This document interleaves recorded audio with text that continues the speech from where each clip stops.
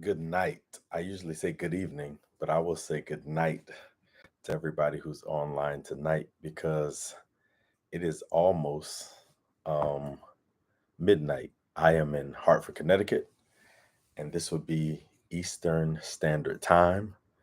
And I am Maurice Porter, the founding pastor of the Impact Church. And I have something called WWE, which is called a Wednesday Word Experience. It's my church's virtual expression of Bible study that happens here every Wednesday night, usually at 7 p.m.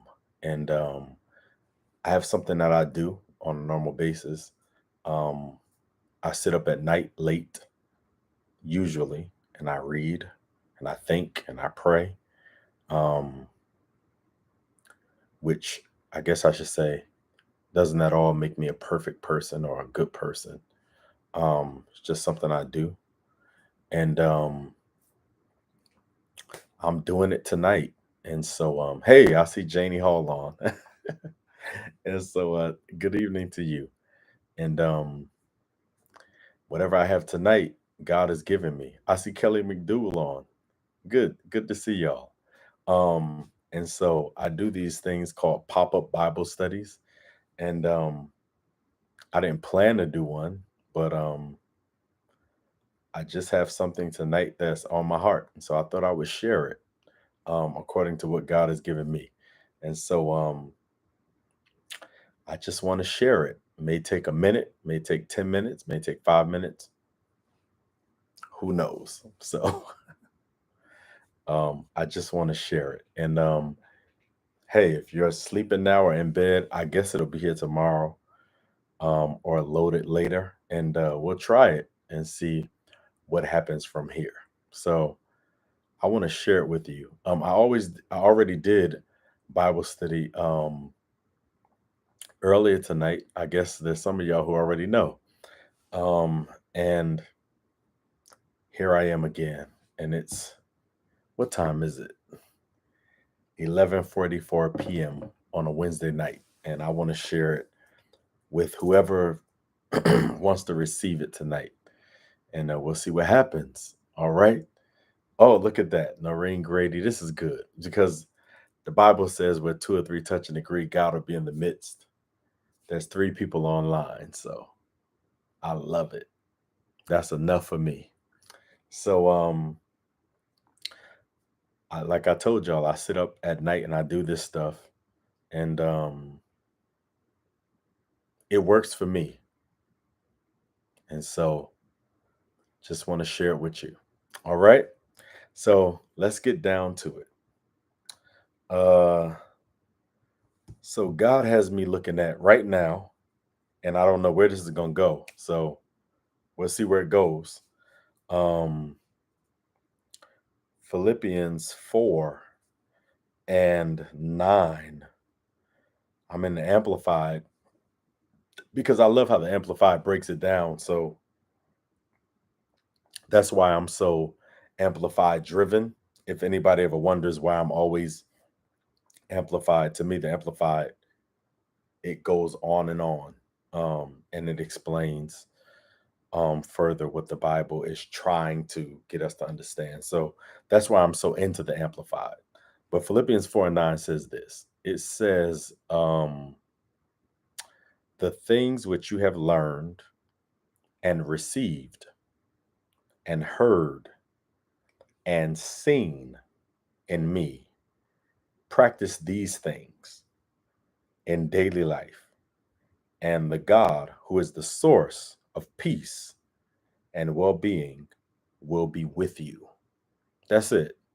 So Philippians 4:9 says, the things which you have learned and received and heard and seen in me, practice these things in daily life, and the God who is the source of peace and well being will be with you.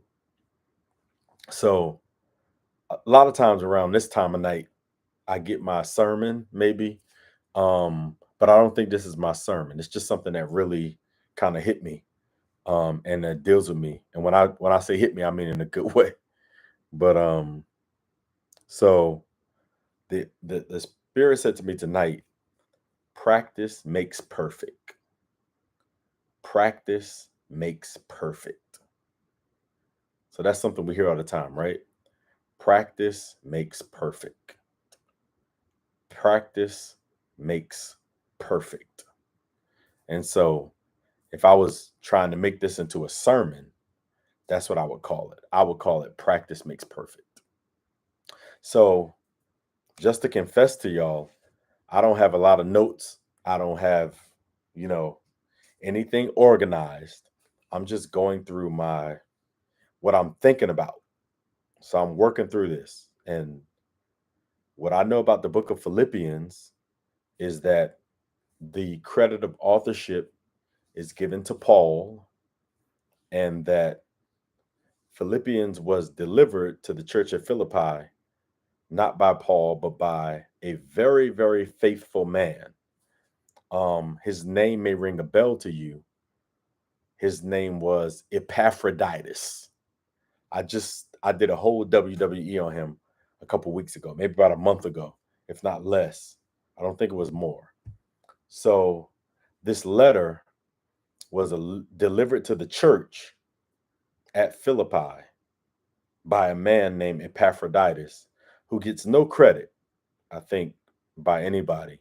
Um, but he's very faithful, and he's like an unsung hero. And if it wasn't for him, in my opinion, there would be no book of Philippians. So I appreciate and acknowledge and celebrate and honor Epaphroditus. Um,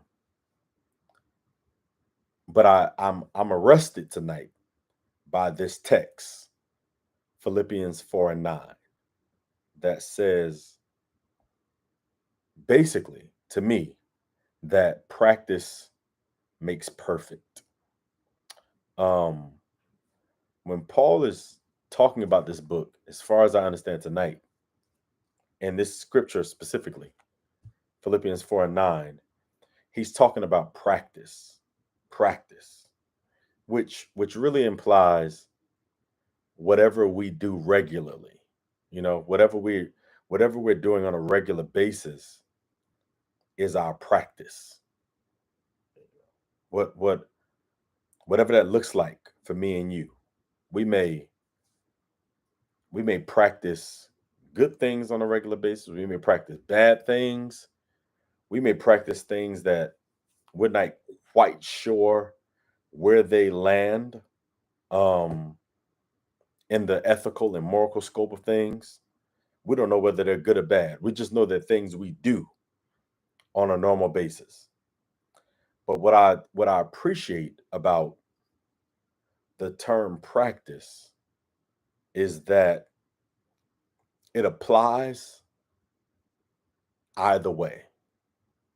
Whether you think your practice is good or bad, or if you don't know whether your practice is either, it's still your normal routine. And in my opinion, what Paul is saying is that whatever you're doing on a normal basis, you're going to become perfect at. And that could be good, bad, and in certain instances that could be troubling, right? Because if you think about, or I'm just going to talk about me, okay? So if you think about anything you do on a normal basis, and you're like, I do this all the time, and you start to entertain for yourself, is this healthy for me? Is this unhealthy for me? Is this best for me? Does this add to me? Does this take away from me?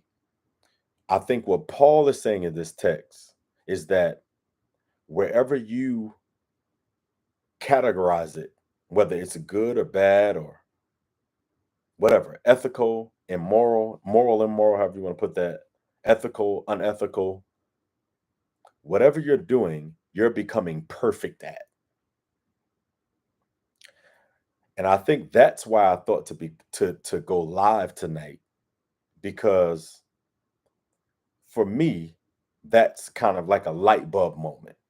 That perfect is such a term that is usually used with such positive connotations that we tend to think that if we're perfect at something, then that means that whatever it is that we've perfected is good or godly or moral or ethical. And it's not true, right? So you could become perfect at something that is no good for you. You can become perfect at something that will destroy you. You can become perfect at something that will cause you to destroy yourself, those closest to you, that will cause you to destroy your destiny and your calling, and you can be perfect at it. So what I see when I look at this text is that we can become perfect addicts. You can become a perfect alcoholic. You can become a perfect drug addict. You can become a perfect adulterer. You can become a perfect fornicator. You can become a perfect murderer or a perfect liar, a perfect thief. You can become a perfect gossiper. You can become a perfect person who is key at trying to destroy other people. And you can become perfect at it as long as you practice it long enough. And for me, that's a scary thought. It's very scary to me to think that if practice makes perfect, I can be practicing anything and become really good at it.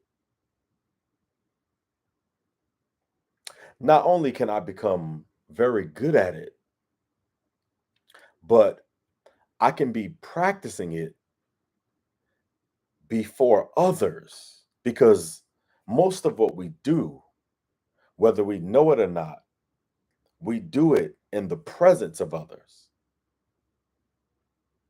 And while we think they may not be gleaning or knowing or understanding what we're doing, the spirit of actions is present, whether we accept it or acknowledge it or not. And so, what we do is contagious. And and I'm just going to be I'm very honest with you, really bothers me. The thought that I could have a private or what I feel is a private issue, and that private issue can be perpetuated because there's public people who somehow glean who I am and what I do and my issues because I practice them so perfectly can become their issues. And so, Paul, to me, when he talks about practicing and what you do, the Spirit is saying to me at this time that you can be practicing something and think that it's just your issue. You can be practicing something and think that you're practicing it in private. You could be practicing something and think that it's only morally inflicting to you, and it can be addressing everything and everyone around you.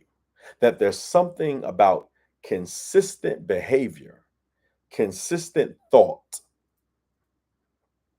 consistent energy. That's a popular word people use now. That is transferring to everyone and everything around you. And it's building a perfect, what I mean by perfect is circumstances, contextual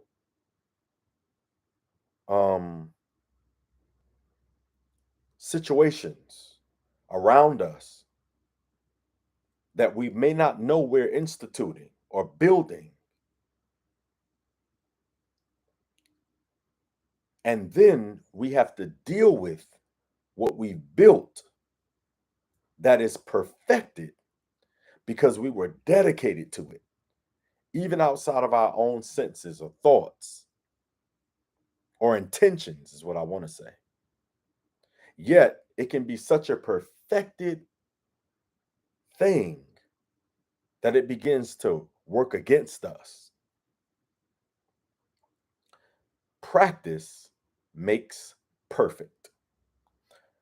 Because we use the word practice with a lot of positive connotations and the word perfect with a lot of positive connotations, we usually don't think that practice and perfection can refer to anything that is negative. And it can. We can be perfect liars. We can be perfected versions of people who take no responsibility for the pain they've caused. We can be perfected versions of people who never realize and actualize everything that God has called us to be and do. And it is possible to perfect the worst version of yourself. Do y'all hear that? You can perfect the worst version of yourself. You can perfect faithlessness. We can perfect doubt. We can perfect evil. We can perfect unforgiveness. We can perfect mercilessness.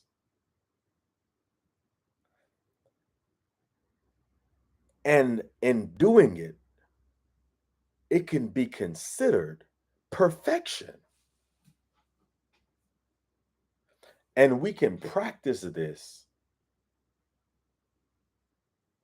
in front of everybody else.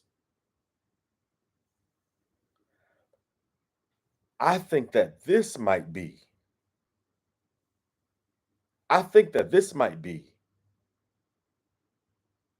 a great description of the issue with our society, is that we have more people who are displayed as successful but perfecting of the wrong things. And because they are popularly perfecting of unethical and immoral things, the rest of us are tempted to think and believe that this is the right way to go.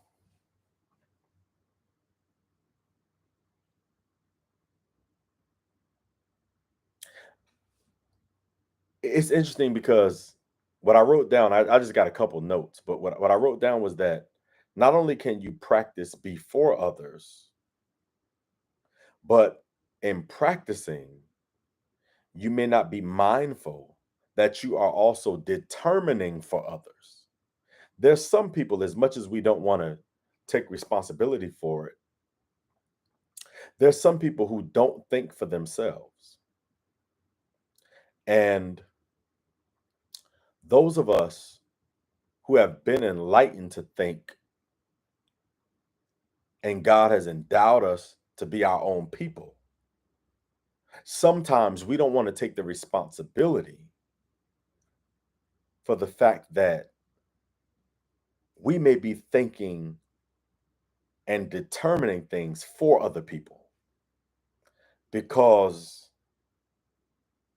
if they didn't have our example, they would have no example. Do y'all hear this?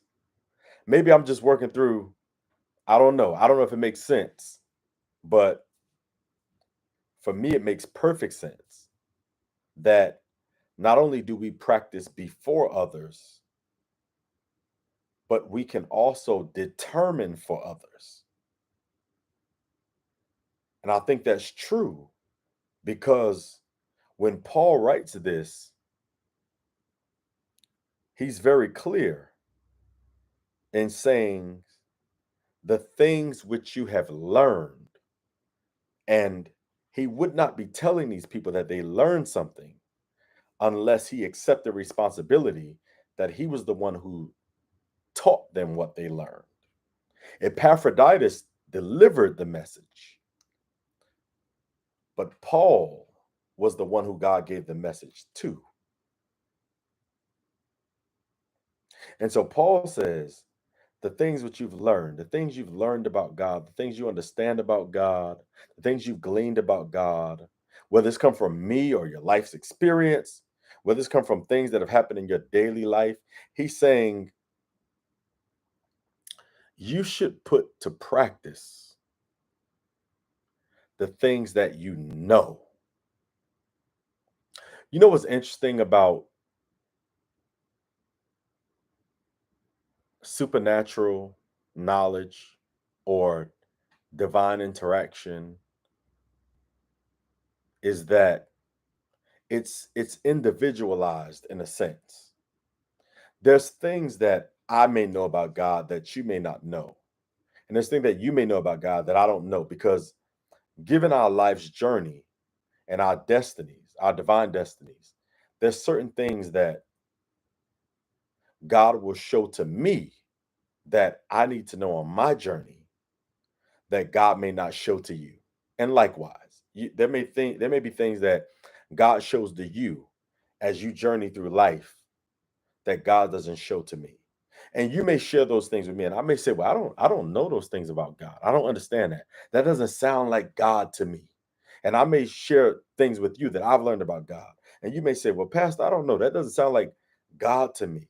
But we as individuals, we're convinced that these are divine lessons. These are things that God has given to us based off of our experience, based off of what we've been through, based off of what we read, based off of our childhoods or our trauma, maybe, or our greatest experiences, our most celebratory moments. We may say, this is something I know about God, and nobody else might not know this. And I may not have a reference in the Bible that proves it, but I know this about God. And I gotta take this. I gotta take this with me throughout life. I gotta walk with it. And I gotta take it. It has to be my own. I have to own it. Yeah, Kelly, like situations. You may have been in situations that I've never confronted, and I may have been in some that you've never confronted. And those situations may have given you certain knowledge and proofs. And I love the way Paul puts it in the text, because Paul is like, I can't tell you everything about God for you, and you can't tell me everything about God for me. But there's certain things that you've learned that exist in your spirit that are inarguable proofs for you.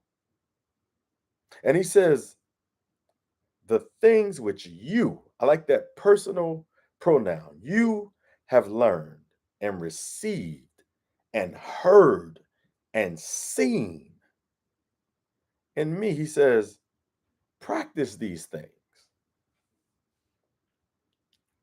I like that. I really like it. I love it, because if you don't have a personal relationship with God, you have no relationship at all. I believe that.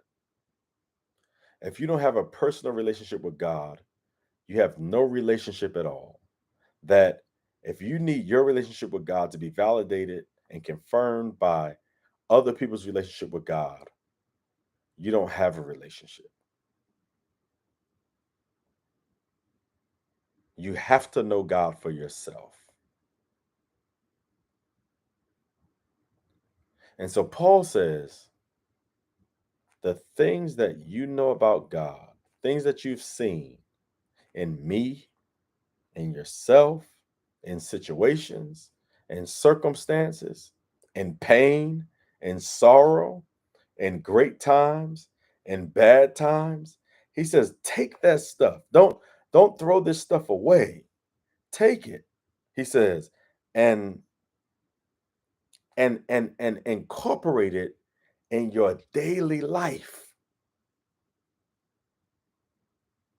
He says, and God, who is the source of all peace and well-being. This is how the text ends. I'm out of your way, will be with you.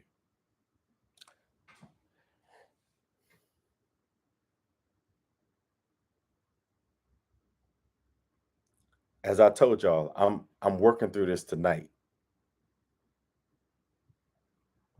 And what I love about this is that Paul is talking about practicing. And if you're talking about practicing, what you're at least admitting if you practice is that you haven't perfected. Anybody who's practicing is admitting that they're not perfect. And that's what we are in life. We're practitioners. That's what we are. And some of us are worrying because we want to be perfect at everything.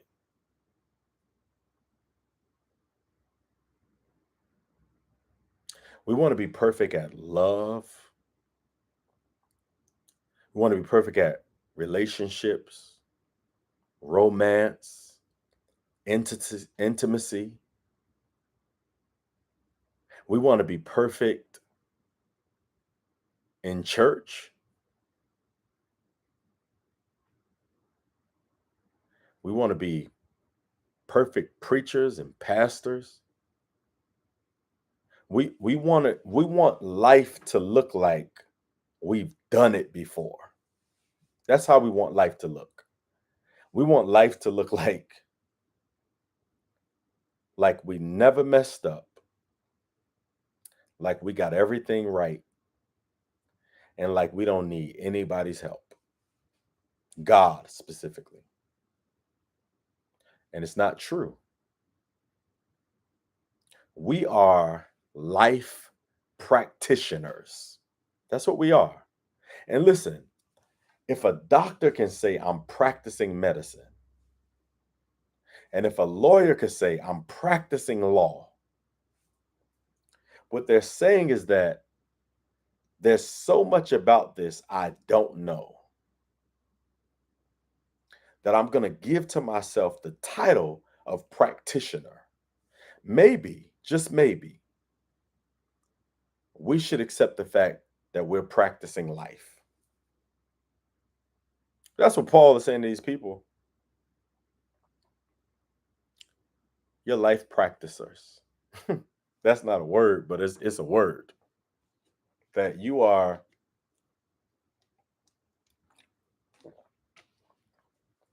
like people who have never done it before.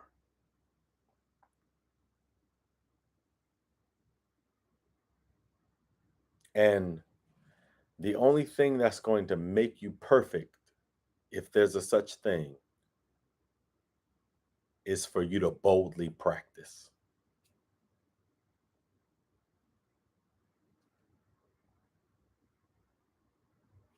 Wow.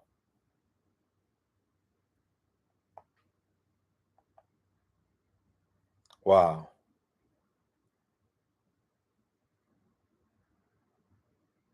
And to know that as you practice, God is with you.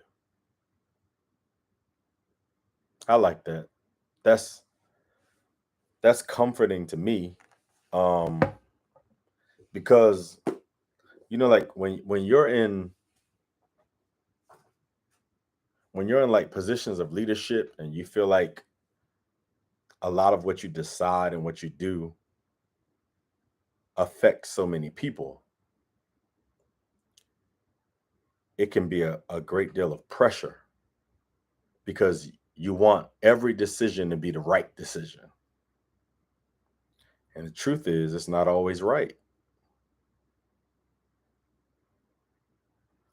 But God says, if you boldly practice, here's what I want you to know: I'm with you. And I presume that's a word for somebody, whether you on here tonight or whether you look at this 30 years from now or whenever, that God is all right with you practicing.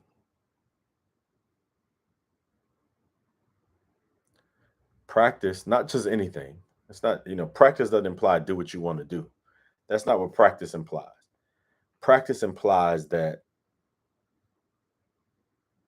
you think back about what you know about God, what you believe about God, what God has shown you. God has shown us awesome stuff. There's some undeniable stuff. Sometimes we want so much from God that we forget what God showed us. But I want to challenge you to think about what God has shown you, the stuff you forgot about.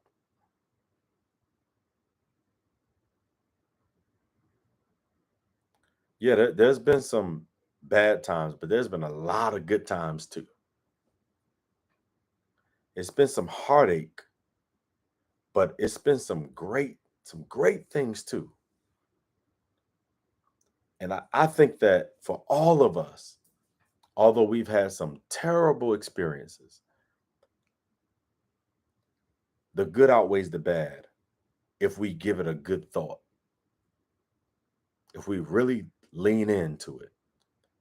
The good is far beyond the bad, far beyond the bad.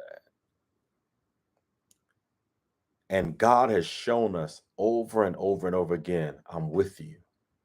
I don't leave you. I don't forsake you. I stand by you. I've brought you. I've kept you. I've preserved you.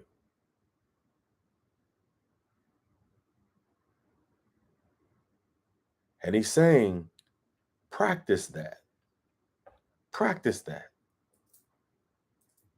Don't forget about that. And that's what Paul is saying. That's what Paul is saying to the church of Philippi. Don't forget what God did. And in your hard times, don't forget what God did. In your most difficult, most tempting, in the times when you feel the most weak, don't forget what God. There was a time when you were praying for God to do something and you thought it was the greatest, biggest obstacle in the world, and God did it. Don't forget about that.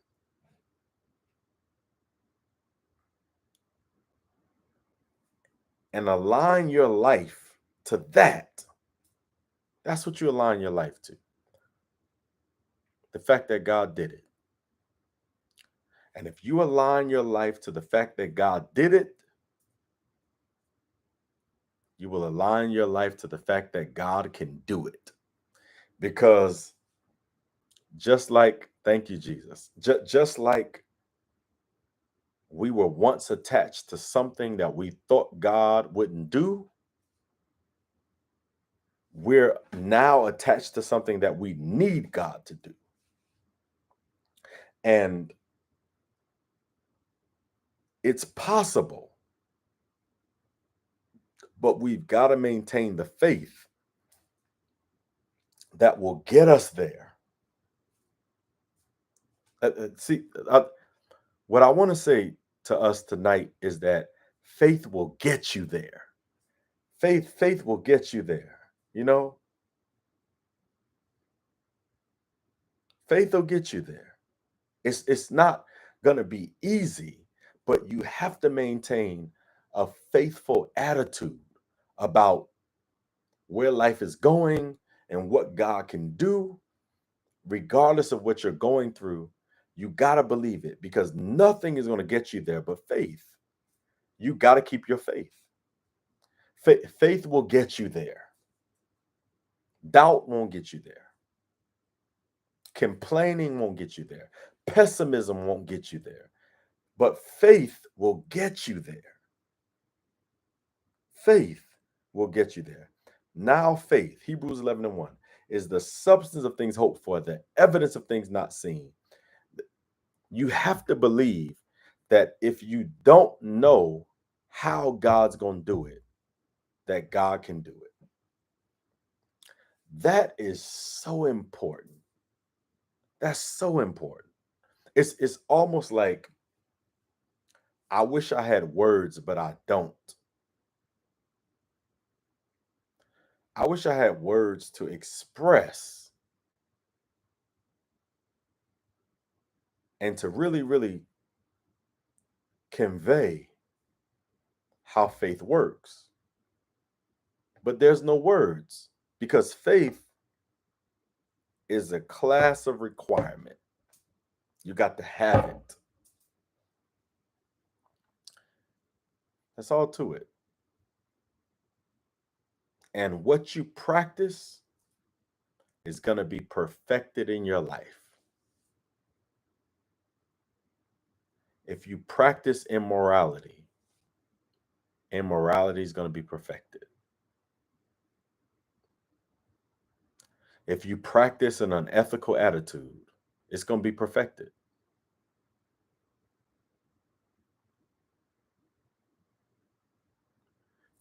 But if you practice faith in the face of everything, faith is going to get you to the next level. That's my slogan for the night. That's it. Faith will get you there. I think that's what Paul is saying to the church at Philippi. He's saying you got to keep your faith. You got to keep trying. You can't give up.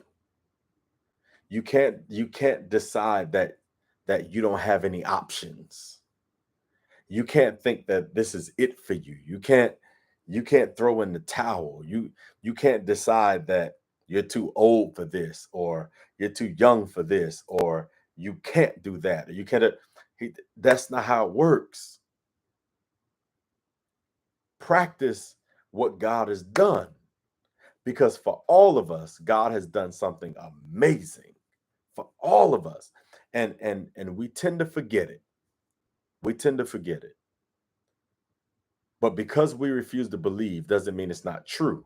And because we refuse to remember doesn't mean it didn't happen. It happened. It happened. Faith will get you there. Now, faith is the substance of things hoped for and the evidence of things not seen. Practice what God has shown you. Keep your faith. And amazing things will happen in your life. You are going to be the first to do something amazing. It's bound to happen. God bless y'all. Have a good night. Take care. Peace. I love you.